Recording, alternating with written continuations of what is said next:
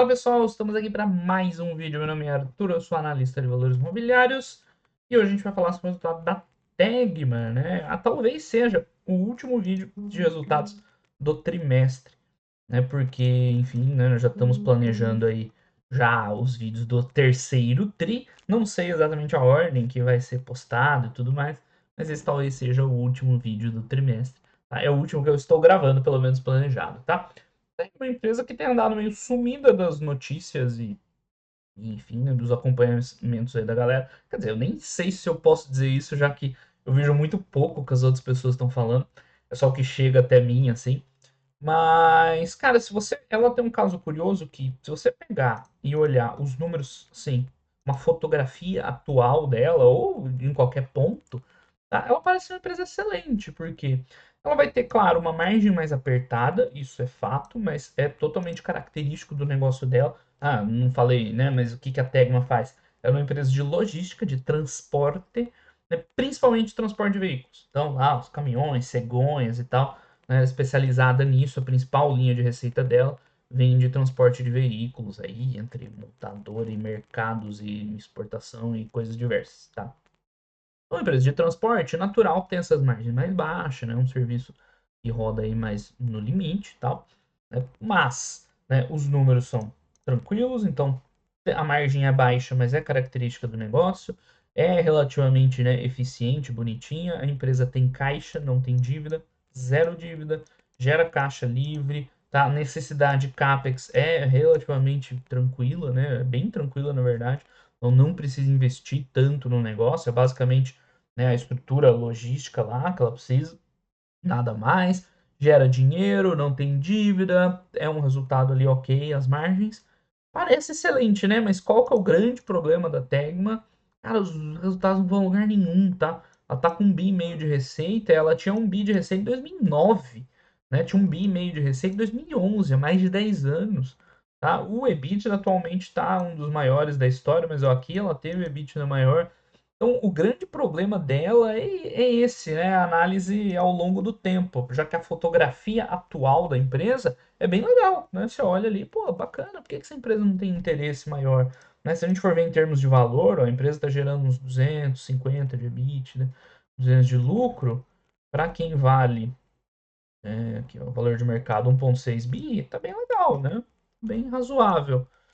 Só que difícil, né, você considerar uma empresa dessa por longo prazo, porque, cara, a gente precisa de evolução no longo prazo, a gente precisa que as empresas, né, evoluam, cresçam, vão aumentando aí de alguma forma a sua operação, senão o retorno para o acionista acaba ficando muito baixo, ou é aquela empresa mega geradora de caixa que distribui tudo que gera, enfim, o teu retorno é esse. É uma forma também, ou não me agrada tanto, mas é uma forma do acionista obter retorno, que também não é o caso aqui, ela distribui provento, tudo, mas não é como se, né, se fosse viver da geração de caixa, que tem uma geração de caixa saudável, mas também não é um negócio absurdo para sustentar a empresa sozinha. Então o grande problema dela é esse, né?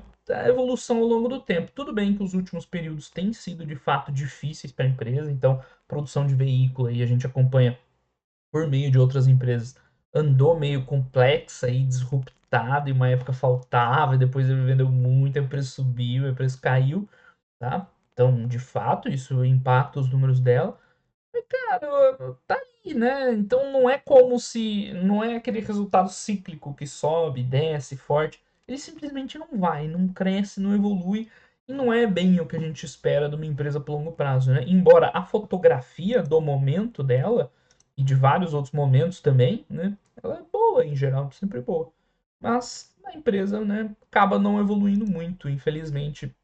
É isso que a gente, assim que eu definiria a Tegma, né, atualmente e nos últimos anos, tá? Então, uma empresa de logística, tá aqui alguns caminhões, né? Eu já adiantei que o grande lance deles é transporte de veículos, então vocês vão ver eles falando muito sobre como tá a indústria, né, automobilística e tal, porque é onde eles acabam dependendo. Eles têm um market share de 26, 25% do mercado de transporte de veículos, ou seja, eles são um grande player nesse mercado, tá?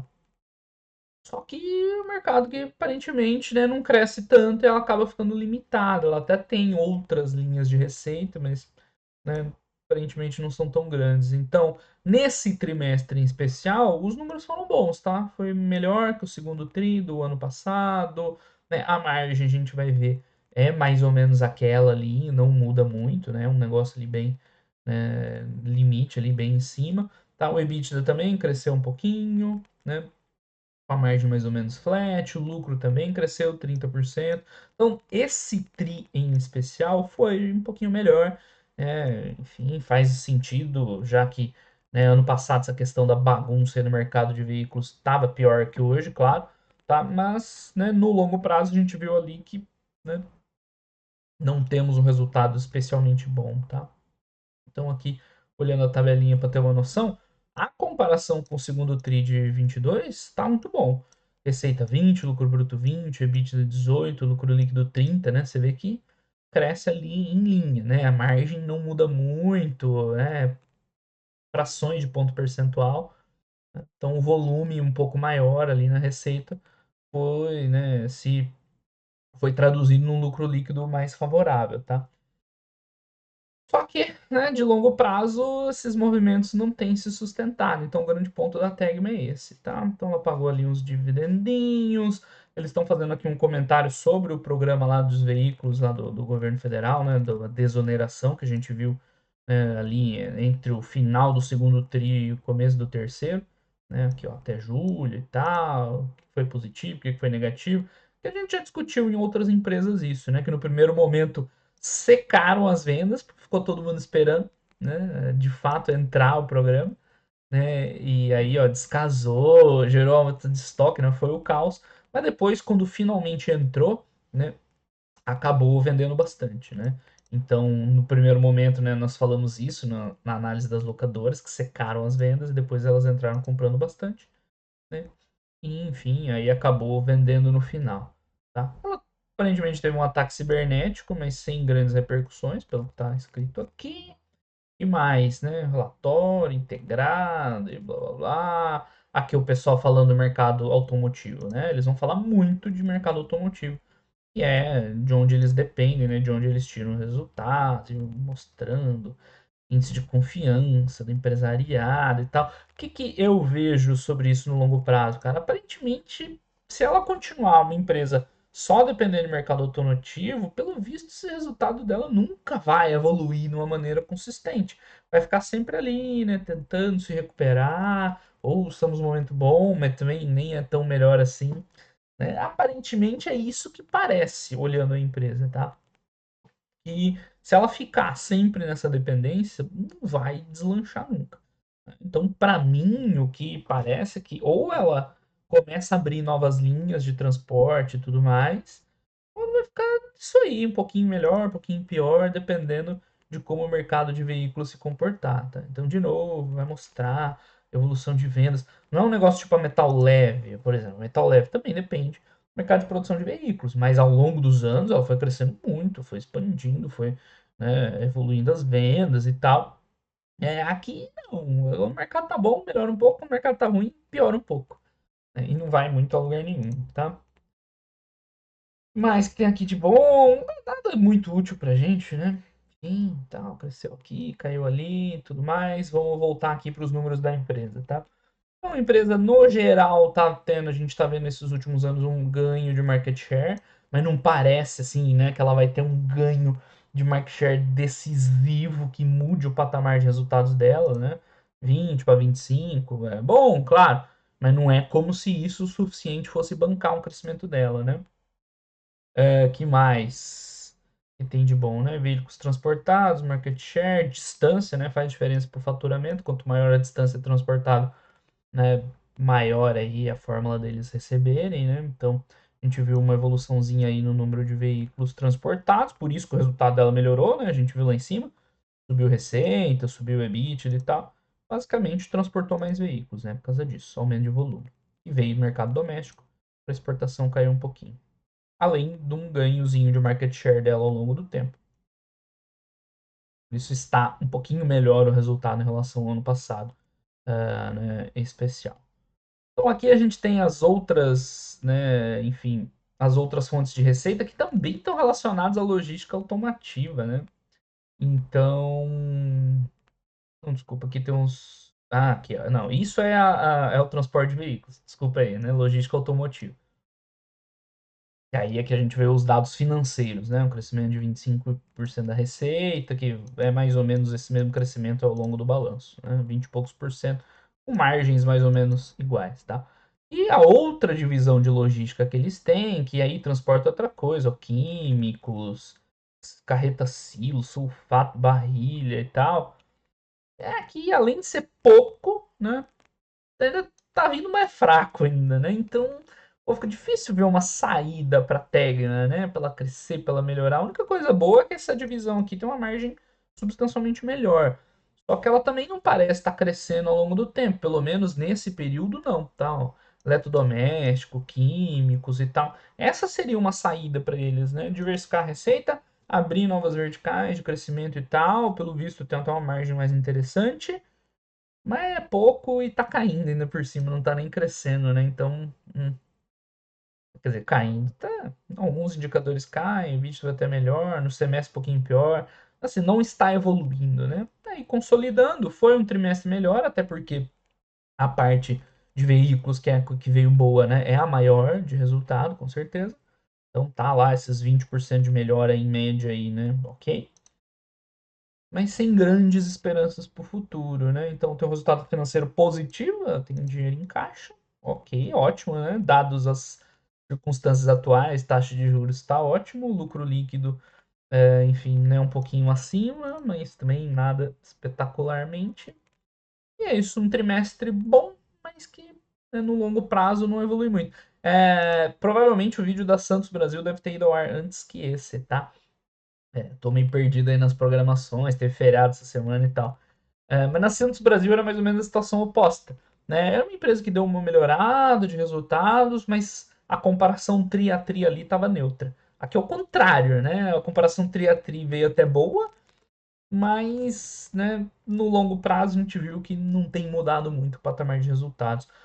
Fluxo de caixa, a gente sempre melhor olhar aqui, né? O geral é muito bom, tá? Ela tem um fluxo de caixa operacional pelo menos ali estável, com baixo capex, então bastante fluxo de caixa livre, né? Nesse ponto aí a empresa, né, muito bem. Voltar lá para o release. Claro, se você olhar trimestre a trimestre, vai ter variações, mas isso é super normal, tá? Uma boa geradora de caixa, sem problema de dívida. Aqui, pessoal, zero, né? Zero preocupação, caixa positivo, gera caixa, o capex é baixo. Tudo isso muito bom. Ela só não evolui ao longo do tempo, só, né? Talvez seja o ponto mais importante. Então aqui vai ter os anexos e tudo mais, tá? Então é isso, para vocês conhecerem uma empresa nova, mas para o nosso objetivo aqui de investimento de longo prazo, ela não tem o mais importante de tudo, né? Que é essa evolução. Então, quem quiser acompanhar a empresa ao longo do tempo, né, não é, acho que, tempo perdido, mas tem que olhar principalmente para isso. Ela está criando novas verticais, ela está criando novas formas de crescer. Se você depender só desse mercado automobilístico, né, a impressão que dá, assim, em 15, 20 anos não foi a lugar nenhum, né, por que que agora iria, né? Será que ela vai ganhar 50% de share do mercado? Aí dobraria o resultado dela. Parece que não é o caso, né? Então, felizmente, parece que ela fica limitada. Então, fazer nosso comentário aqui, né? Resultados é, é, bem melhores, né? Do que o segundo TRI de 22, no geral, né, em todas as métricas. Né? Contudo, no longo prazo, a empresa não apresenta evolução significativa dos números, né? Provavelmente porque o modelo de negócio dela é meio limitado, tá? Ah, enfim, como é que eu coloco aqui, né?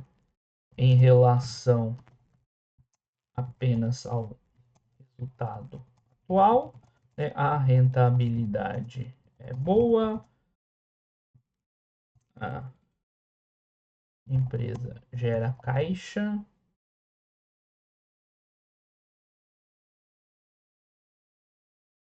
tá assim, né? Boa, com geração de caixa. Boa para o segmento, tá? Uma margem estruturalmente baixa, né? Mas né, baixa necessidade de CAPEX, né? Com caixa líquido positivo. Então, aqui, nesse tipo de empresa, né, que a gente vê o ponto fraco de você ficar vendo as métricas de retorno sobre patrimônio. Né? ROIC, ROI, você vai ver, é bom, significa que a empresa tem potencial e tal. Mas ela não cumpre esse potencial, né? Ela tem potencial, eventualmente, né, para ter retornos bons, só que se ela não, né, faz girar esse ROI, esse ROIC, né, acaba o resultado não crescendo. Né? Enfim, a Tegma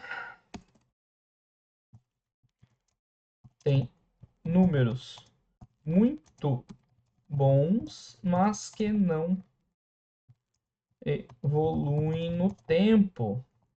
Dessa forma, a geração de valor para o acionista fica muito prejudicada. Né? Enfim, a empresa teria que abrir novas frentes de crescimento para apresentar uma alternativa interessante de investimento. Eu acho que está bem já explicado nesse ponto sobre ela. Aí o pessoal pergunta: mas dividendos não dá retorno, pessoal? Aí começa a ficar muito, né, limitada a capacidade de retorno. Aí meio que para você ter um retorno bom de patrimônio com empresa com essa característica, meio que você tem que comprá-la barato para geração de caixa sozinha, dar retorno. Não é bem o que a gente busca por longo prazo, né? Então acaba que fica muito limitado. Para mim, ela é claramente uma empresa 3, por incrível que pareça, já que os números a princípio são bons, né? Os números na análise vertical ali, da fotografia do momento. Só que esse fato dela não ir a lugar nenhum, cara, pesa demais, demais sobre o resultado da empresa. E, enfim, né, acaba não gerando valor por longo prazo. E né, não é o que a gente espera das empresas, né, para investir. Beleza, pessoal? Então esse foi o vídeo com a análise da Tag, uma empresa nova aí, para vocês conhecerem. Tá? Essa não acho tão interessante, mas quem quiser ficar acompanhando para ver se acontece alguma coisa nova na empresa, não é errado também, né? Enfim, vai que o pessoal ali se encontra no meio do caminho. Beleza, pessoal? Então um grande abraço para todo mundo e até os próximos vídeos. Valeu!